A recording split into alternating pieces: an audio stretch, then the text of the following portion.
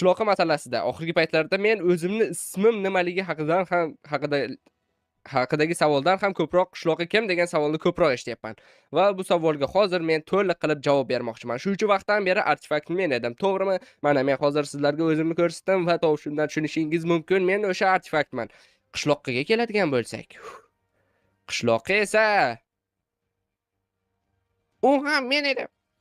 U ham men edim. Tushunyapsizlarmi? Shuncha vaqtdan beri qishloqi va artefakt. Bitta odam edi. Umid qilamanki, hafsalangiz bir bo'lmadi.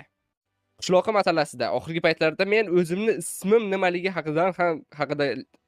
haqidagi savoldan ham ko'proq "Qishloqi kim?" degan savolni ko'proq eshityapman va bu savolga hozir men to'liq qilib javob bermoqchiman. Shuncha vaqtdan beri artefakt men edim, to'g'rimi? Mana men hozir sizlarga o'zimni ko'rsatdim va tovushimdan tushunishingiz mumkin, men o'sha artefaktman. Qishloqiga keladigan bo'lsak, qishloqi esa u ham men edim. U ham men edim. Tushunyapsizlarmi? Shuncha vaqtdan beri qishloqi va artefakt. Bitta odam edi. Umid qilamanki, hafsalangiz bir bo'lmadi. Qishloqi masalasida oxirgi paytlarda men o'zimni ismim nimaligi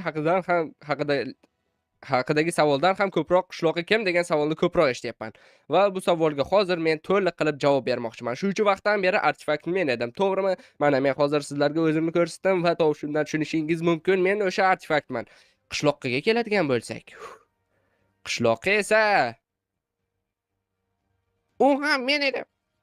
U ham men edim. Tushunyapsizlarmi? Shuncha vaqtdan beri qishloqi va artefakt. Bitta odam edi.